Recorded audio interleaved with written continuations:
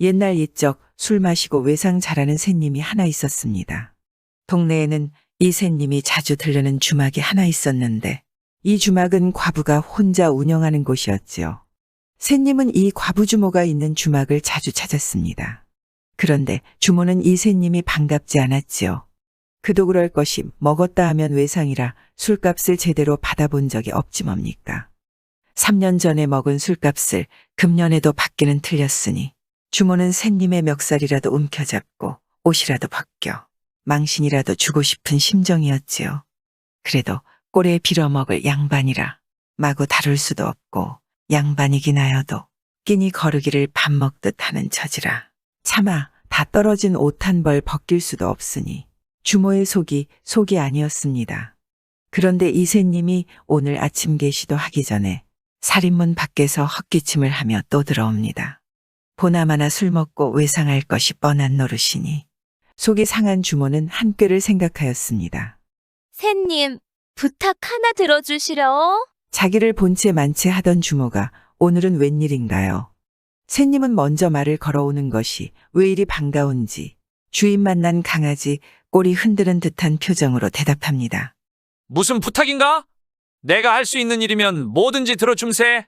주모는 옳다커니 백지 한 장을 꺼내놓고는 말합니다.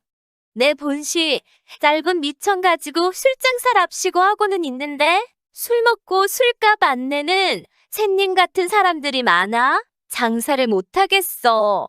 앞으론 외상으로 술 차시는 손님은 받지 않겠다고 써주시오. 그러면 제가 술 한 잔 드리리다. 샌님은 필시 주모가 자기한테 하는 말임을 알고 있으나 부탁을 들어주겠다고 이미 약조를 하기도 하였고 또 술을 한 잔 주겠다니 하는 수 없이 붓을 들어 외상사절이라고 써주었습니다. 주모는 좋아하며 술청 벽에다 떡하니 붙여놓고는 샌님의 술잔에 술을 한 잔 부어 취하하였습니다. 글값으로 술 한 잔 얻어먹으니 기분은 그만이나 그까짓 술 한 잔으로는 간에 기별도 안 옵니다. 그런데 벼룩도 낯짝이 있지요.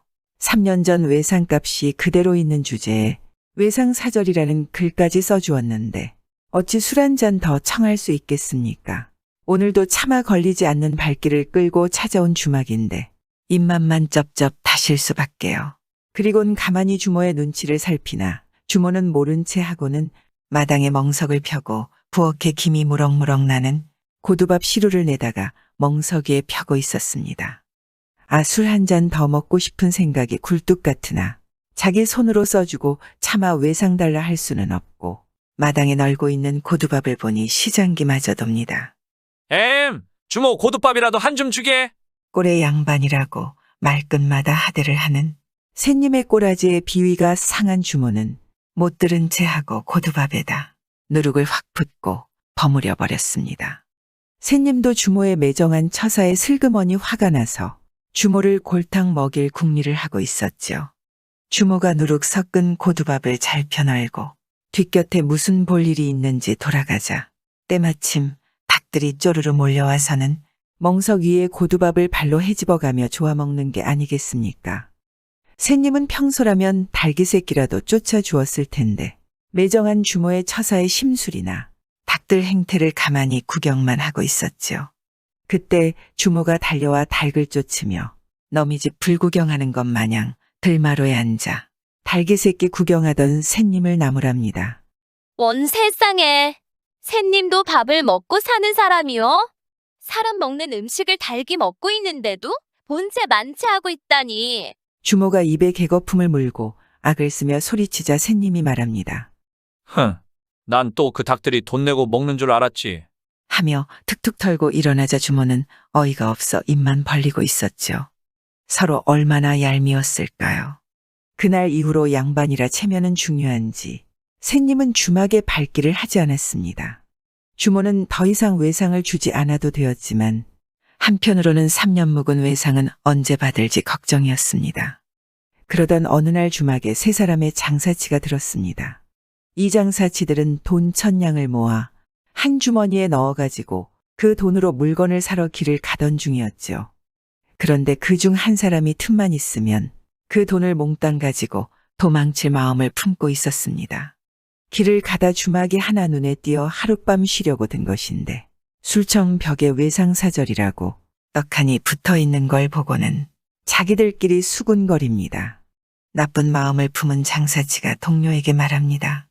여보게들, 오늘 밤은 여기서 잠을 자고 내일 서둘러 또 먼 길을 가시도록 하세. 그런데 우리 셋 중에 혹여 음심을 품고 이 돈 만냥을 혼자 들고 도망칠 수 있으니 우리가 간수할 것이 아니라 이 주막 주모에게 맡기도록 하세. 그러도록 하세. 외상사절이라 쓰여 있는 걸 보니 일절 외상을 안 주는 것을 봐서 주모가 대쪽 같은 사람인가 보. 믿을만 할 것 같소. 모두 그게 좋겠다고 찬성하자 그 장사치는 주인 여자를 불러 말합니다. 잘 들으시오. 이것은 우리 장사 미천이요. 당신이 잘 맡아주시되 우리 세 사람 중 한 사람이 내달래도 절대 내어주어서는 안 돼요. 이 말을 들은 주모는 흔쾌히 승낙을 합니다. 외상으로 술 먹고 안 갚는 논팽이도 있는 마당에 돈 맡기고 술 마시고 빈방도 놓을 수 있으니 마다할 이유도 없었죠. 그리곤 세 사람은 방으로 들어 한참 동안 흥겹게 떠들면서 먹고 마셨습니다. 날이 어둑해지자 술은 많이 취했습니다. 그러자 딴 마음을 먹은 친구가 두 사람에게 말합니다.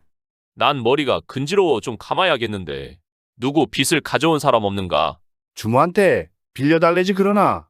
뭐 빚쯤이야 안 빌려주겠는가? 동료들이 이렇게 말하자 그 장사치는 부엌으로 들어가 주인 여자에게 속삭입니다.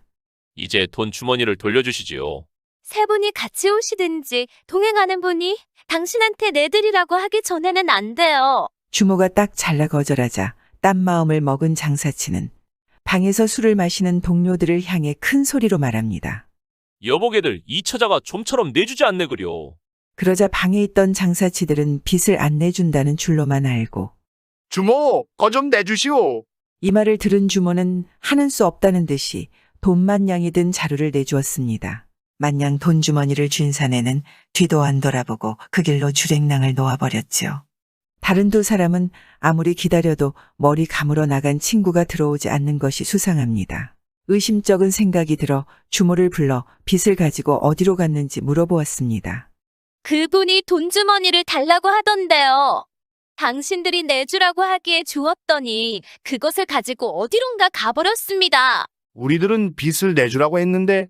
그 양반은 빚이란 말은 한마디도 하지 않더이다.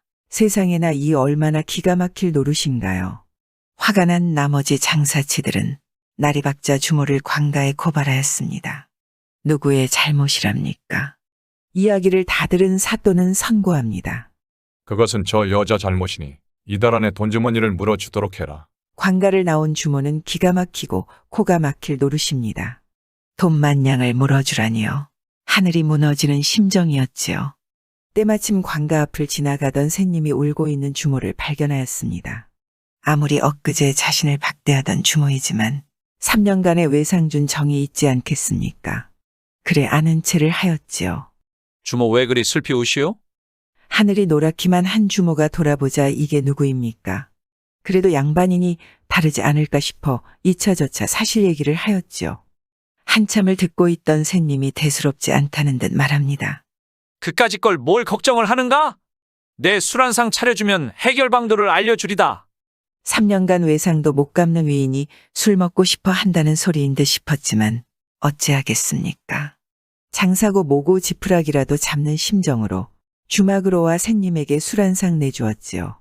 새님은 목마른 모마냥 벌컥벌컥 내온 술을 비웁니다. 그래, 방도가 뭐 있겠습니까? 그야 뭐 어렵단 말인가? 다시 관아에 가서 내 일러주는 대로 고하게. 이야기를 들은 주모는 한달음에 다시 관아로 달려갔습니다. 그리곤 다시 사또 뵙기를 청하고는 새님이 일러준 대로 말했죠.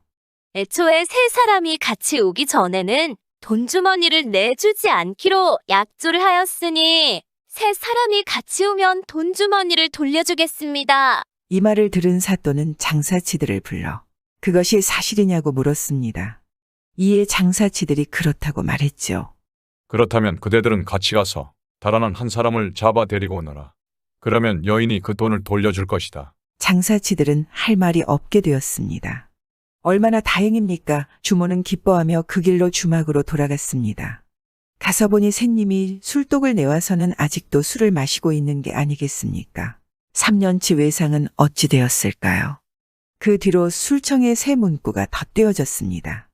외상사절, 새님은 공짜. 세상에는 남들과 다르게 생각하고 사는 사람들이 있습니다. 그것도 타고나는 걸까요? 그 생각이 때로는 3년 묵은 외상값을 갚기도 하고 때로는 남의 돈을 훔쳐 도망하게도 하나 봅니다. 참 요지경 같습니다.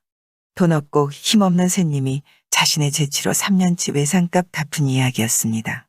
구독과 좋아요와 함께 오늘도 좋은 날 되세요.